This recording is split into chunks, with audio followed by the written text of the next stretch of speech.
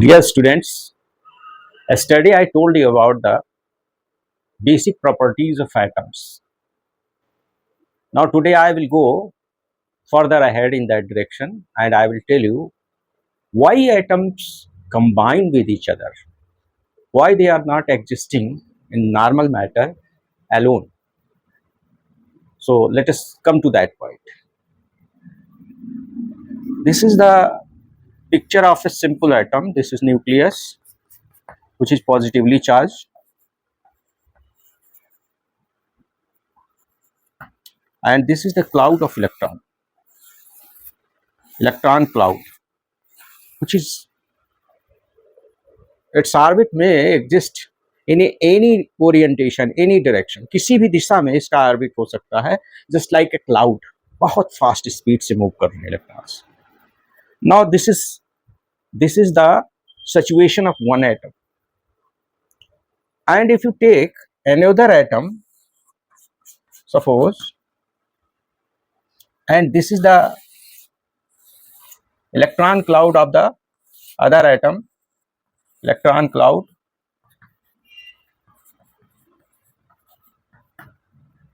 This is positive, this is negative. There is attraction between positive and negative.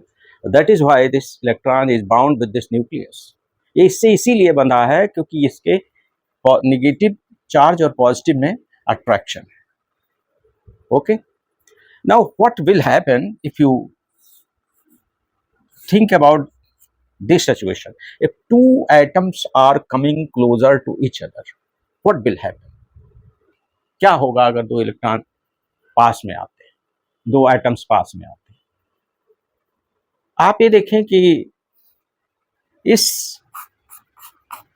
इसका जो nucleus है वो अपने क्लाउड को तो खींच ही रहा है, इलेक्ट्रॉन्स को, लेकिन अगर इसके पास में कोई इलेक्ट्रॉन और क्लाउड आता है तो उसको भी अट्रैक्ट करेगा. और इसी तरह से इसका nucleus, the nucleus of the other atom will also attract this electron cloud as well as this electron cloud. So what will happen when two electrons will try to come, two atoms will try to come closer? Actual में when we are plotting a graph between the distance and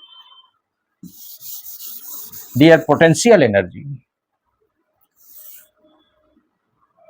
this is the distance between the atoms R, suppose, and what happens to their potential energy in that case? This is positive direction, this is negative direction. You will be surprised to know that as we are coming closer, as we are putting these two atoms closer and closer, जितना ही हम निकट लाएंगे, पहले तो इनके बीच में attraction होगा, लेकिन जब इनके इलेक्ट्रॉन क्लाउड्स बिल्कुल पास आ जाएंगे तो निगेटिव में रिपल्सन होगा और इधर इनके न्यूक्लियस भी पास आने से पॉजिटिव में रिपल्सन होगा. अल्टीमेटली क्या होगा कि एक डिस्टेंस ऐसा होगा जिसपे मिनिमम ना तो रिपल्सन होगा और ना अट्रैक्शन होगा. तो इसका ग्राफ अगर हम खींचे तो कुछ इस तरह से आता है. ये डिस्टेंस है.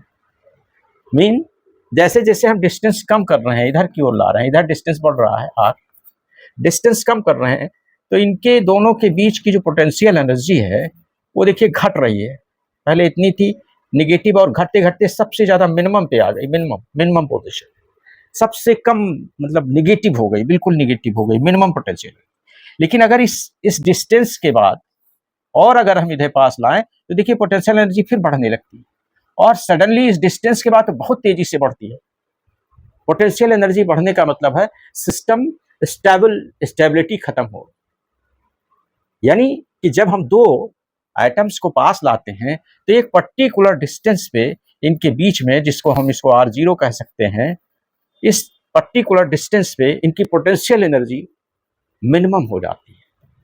और यही कारण है कि उस मिनिमम पोटेंशियल एनर्जी स्टेट में आकर के वो रुकते हैं. वो मिनिमम पोटेंशियल एनर्जी स्टेट को गेन करना चाहते हैं. बच्चों आप ताजुब करेंगे, सरप्राइज होंगे कि दुनिया में हर चीज मिनिमम पोटेंशियल एनर्जी स्टेट में रहना चाहती है। अच्छा, अगर आपसे हम कहें कि आप यहां पे खड़े रहिए, इस जगह खड़े हो जाइए, मेरी जगह, तो आप कितनी देर तक खड़ी रहेंगे? ज्यादा से ज्यादा आधा घंटा या 1 घंटा। उसके बाद आपको बहुत पेन होने लगेगा। अब फिर क्या होगा? फिर आप सोचेंगे कि कहीं कोई कुर्सी मिल जाए या कोई पोजीशन मिल जाए कि हम बैठ जाएं। मान लीजिए आप बैठ भी गए, फिर कुछ देर बैठे रहेंगे तो भी आपको बहुत थकान आने लगेगी, और फिर एक सिचुएशन ऐसी आएगी कि जब आपकी इच्छा होगी कि हम बिल्कुल लेट जाएं।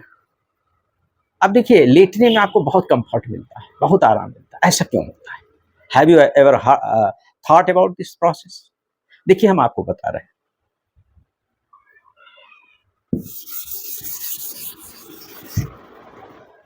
जब हम खड़े होते हैं बच्चों, while we are in standing pose, suppose this is the standing pose, our standing pose, and this is earth, हमारी पृथ्वी है, तो पृथ्वी अपने सेंटर की ओर हमें ग्रेविटेशनल पावर लगा रही है, फोर्स ऑफ ग्रेविटेशन। और ये कहाँ लग रहा है?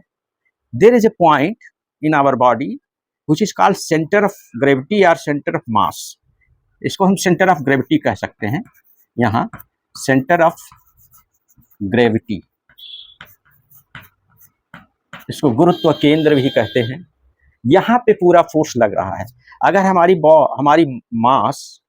बॉडी का मास यम है, तो पृथ्वी हमको यम इंटू जी, यम जी फोर्स से नीचे खींच रही है। यानी कितना ग्रेविटेशनल फोर्स लग रहा है? M G. इसी को हम वेट कहते हैं। तो पृथ्वी लगातार इस फोर्स से हमको खींच रही है। अब यहाँ पे इस पोजीशन में जो हमारी पोटेंशियल, मान लीजिए हमारी हाइट h है इस पोजीशन में, तो हमारी पोटेंशियल एनर्जी होगी यम जी एच। इस पोजीशन में हमारी potential energy m g h, gravitational potential energy. अब जब हम इस पोजीशन में होते हैं तो फोर्स लगातार लग रहा है हमारी बॉडी। अब हम अनईजी फील कर रहे हैं। फिर क्या होता है? फिर हम चाहते हैं कि हम बैठ जाएं। अब देखिए, अगर हम बैठ जाते हैं, मान लीजिए कि सपोज करो ये ग्राउंड है और हम कोई चेयर पे बैठ जाते हैं, मान लीजिए चेयर है और हम आकर के यहाँ पे बैठ जाते हैं, ये हमारी पोजीशन है, तो क्या होगा बच्चों? देखिए, हमारी सेंटर ऑफ ग्रेविटी और नीचे आ गई, एच का मान कम हो गया। यानी अब पहले की तुलना में, पहले इतनी हाइट पे थी, अब नीचे आ गई। यानी हमारी पोटेंशियल एनर्जी एम जी तो पहले से वही है, एच कम होने से पोटेंशियल एनर्जी और कम हो गई। यानी इस सेकंड पोजीशन में पोटेंशियल एनर्जी फर्स्ट की पोजीशन की तुलना में काफी कम हो गई। अब इसी तरीके से अगर हम थर्ड पोजीशन देखें बच्चों, तो आप देखेंगे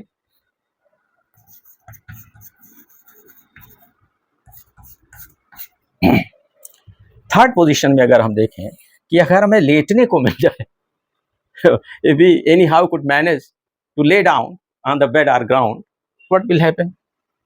When we are laying down on the ground, look here, this is our position and this is the center of gravity again, and its position h is very small in that case. This is ground.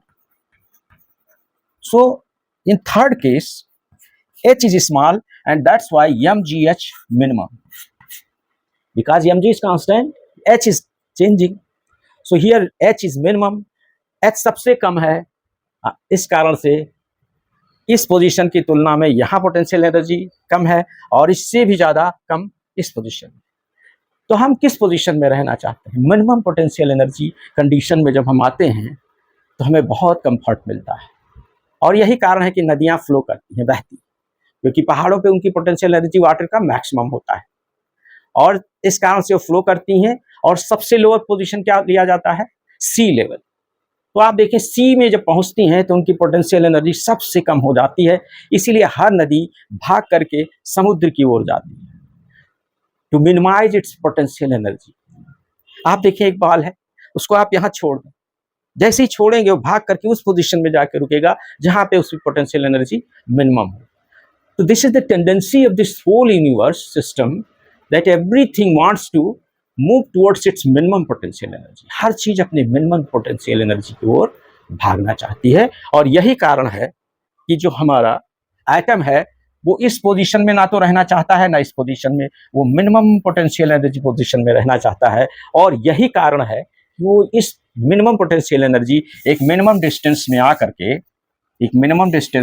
के अपने को stable कर लेता है।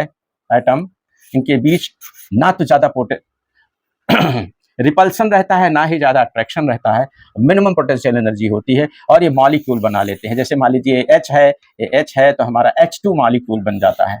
अगर ये oxygen है और ऑक्सीजन है, ये ऑक्सीजन है, ये भी ऑक्सीजन है, तो हम O2 मॉलिक्यूल बना लेते हैं। ये संसार इस प्रकृति के नियमों से चलता है।